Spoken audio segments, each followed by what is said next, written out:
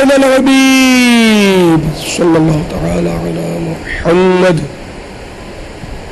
حضور یہ کہ اکثر مچھلی وغیرہ لینے کے لیے جانا ہوتا ہے تو اس کا اگر خون وغیرہ لگ جاتا ہے تو یہ خفیفہ یا غلیظہ، اس کا مسئلہ ارشاد فرمائیں. نہ خفیفہ نہ غلیظہ، مچھلی کا خون پاک ہے.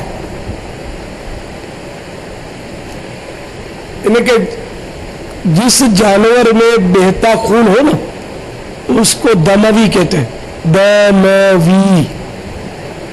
تو دموی کا خون جو ہے ناپاک ہے. انسان بھی دموی ہے، اس کے اندر بھی خون بہتا ہے.